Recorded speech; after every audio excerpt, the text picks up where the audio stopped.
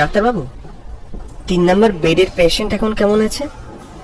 হ্যাঁ ঠিক আছে, কিন্তু আপনি কে হন ওনার? ও আমার বোন হয়। ওর সাথে কি একবার দেখা করা যায়? ঠিক আছে যান, তবে 5 মিনিটের বেশি কিন্তু নেবেন না। না না, আমি মিনিট খানেক থেকেই চলে আসবো। ডাক্তারবাবু চলে গেলে আমি ঘরে ঢুকলাম। দেওয়ালের পাশের বেডে শুয়ে আছে তিতির। কিরে, কেমন আছিস এখন? ভালো। আর ব্যথা হচ্ছে না তো? না, ডাক্তারবাবুর সাথে কথা বললি? কবে ছাড়বে কিছু বললো? আজই তো অপারেশন হলো। দাঁড়া, আগে একটু সুস্থ হয়ে যা, তারপর তো যাবি। কবে থেকে অ্যাপেন্ডিক্সের যন্ত্রণায় ভুগছিলি বলতো? আর বাড়ি গিয়ে করবিটাই বা কি শুনি? সেই তো ঝামেলা বাড়াবি। কতদিন পর বাড়িটা একটু শান্ত আছে। দাদা, বাড়াবাড়ি হচ্ছে কিন্তু। দাঁড়া, আমি একবার সুস্থ হই, একটা মারও মাটিতে পড়বে না, তুই দেখ। তুই ডাক্তারবাবুকে জিজ্ঞাসা করবি হ্যাঁ কি না? আচ্ছা বাবা, করব করব। আর শোন, অপারেশন সাকসেসফুল হয়েছে শুনেই মা মন্দিরে গেছে পুজো দিতে। আবার বিকেলে আসবে। বাবা আর তোর বন্ধুরা একটু বাদিয়ে আসবে। আমার তো দোকান খুলতে হবে, তাই এখনই দেখা করতে এলাম। কি ব্যাপার, আপনি এখানে? যান বাইরে যান, পেশেন্টকে রেস্ট নিতে দিন। এই আপনাদের জন্য আমাদের বদনাম হয়। এবার পেশেন্টের কিছু হলে ডাক্তারবাবু তো আমাদের কথা শোনাবেন। আপনারা কেন বুঝতে চান না বলুন তো? ঠিক হয়েছে, এলি তো পাপের শাস্তি। আমাকে বিরক্ত করলে তোকেও বকুনি খেতে হবে। যা, এবার বিদায় হ। হ্যাঁ হ্যাঁ, চলে যাচ্ছি, আর আসবো না বলে দিলাম। আপনি এখনো যাননি? যান, যান বাইরে যান। নিঃশব্দেই ঘর থেকে বেরিয়ে এলাম। বাপরে, মেয়ে তো নয়, যেন কাল বৈশাখী ঝড়। এটার বয়স কম হলে কি হবে, মেজাজ একেবারে তুঙ্গে।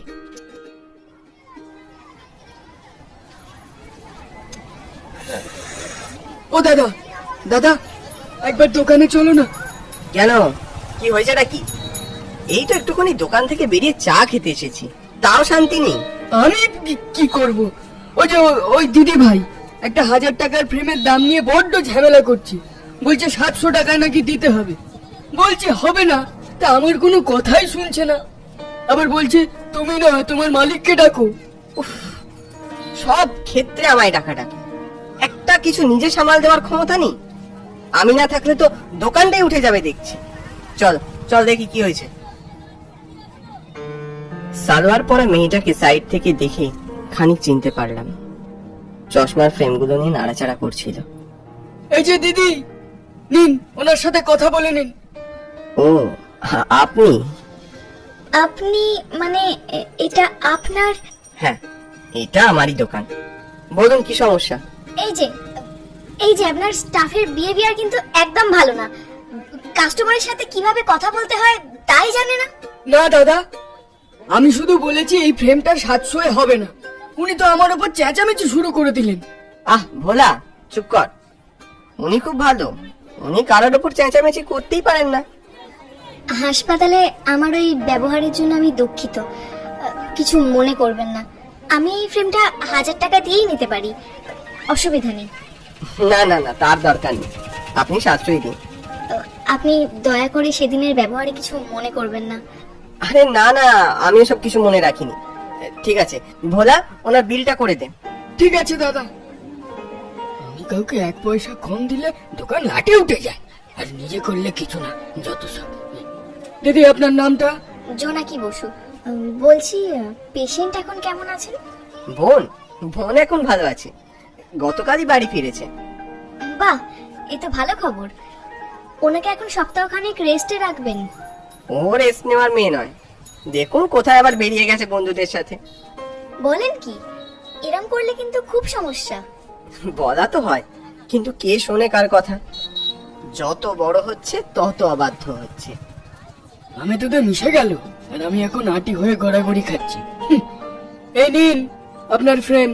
ওই যে আপনার ফ্রেমটা। অনেক ধন্যবাদ আপনাকে। আসি। বাই দ্য ওয়ে, আপনার নামটাই তো জানা হলো না। আমি অনুভব।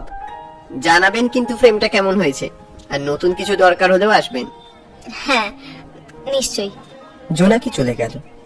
মেয়েটাকে যতটা খারাপ ভেবেছিলাম আদতে তেমনটা নয়।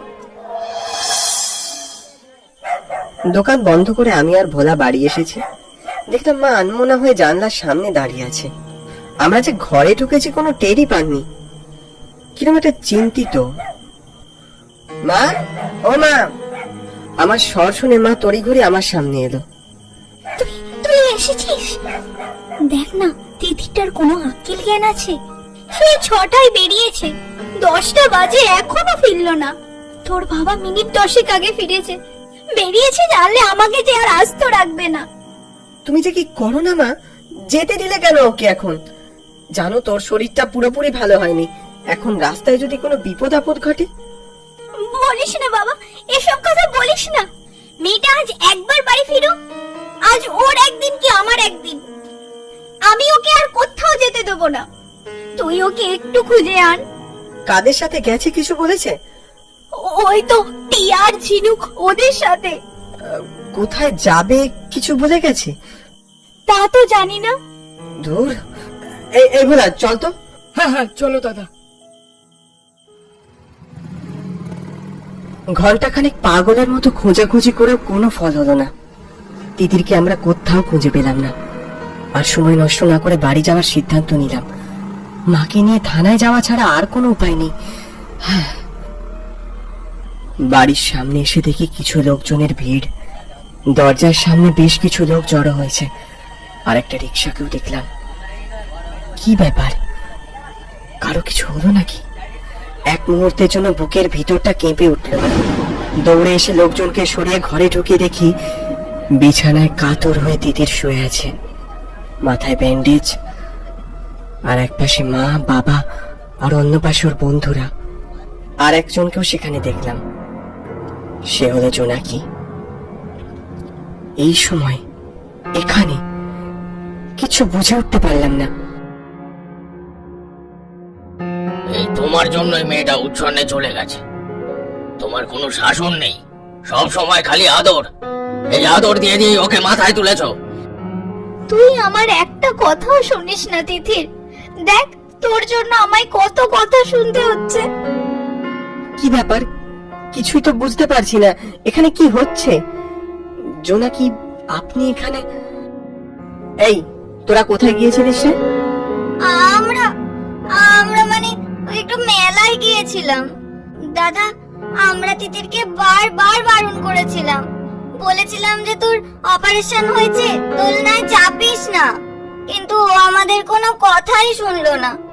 জেদ করে দোলনায় চাপতে গিয়ে ও পড়ে গেল। বুঝলাম। তাহলে জোনাকি, আপনি? আসলে আমিও মেলায় গিয়েছিলাম আমার ভাইকে নিয়ে। ভিড় দেখি এগিয়ে গিয়ে দেখি আপনার বোনের এই অবস্থা, তাই আর কি। এই দিদি ছিল বলেই তো আমরা বিপদ থেকে উদ্ধার পেয়েছি। পড়ে গিয়ে তিতিরের জ্ঞান হারায়, সাথে মাথাতেও আঘাত লাগে। কি করব আমরা তো কিছুই বুঝতে পারছিলাম না। দিদি তাড়াতাড়ি রিক্সা ডেকে ওকে তখনই হাসপাতালে নিয়ে গেল। আজ দিদি না থাকলে যে কি হতো। এত কিছু ঘটিয়ে ফেলেছিস তোরা?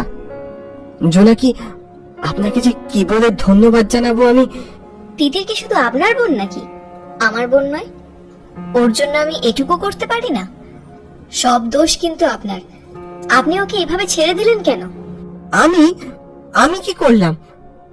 আসলে মা, সব দোষ আমাদেরই। আমরা এরপর থেকে ওকে নজরে নজরে রাখবো। বেশ, বলছি আমাকে এবার একটু বেরোতে হবে। সে কি, এখনই চলে যাবে? অনেক রাত হয়ে গেছে। আচ্ছা, তবে সময় করে একদিন অবশ্যই এসো কিন্তু। অনুভব, যা বাবা, ওকে একটু এগিয়ে দিয়ে। হ্যাঁ যাই। আসুন জোনাকি। আমি আর জোনাকি দুজনেই বাইরে এলাম। ওই যে আমার রিক্সা দাঁড় করানো আছে। ঠিক আছে, তাহলে যান। সাবধানে যাবেন, পৌঁছে একটা খবর দেবেন কিন্তু। জোনাকি আমার দিকে তাকালো। চলুন দাদা। রিক্সা চলতে শুরু করলো ধীরে ধীরে। রিক্সার পর্দা সরিয়ে আমার দিকে হাসলো জোনাকি।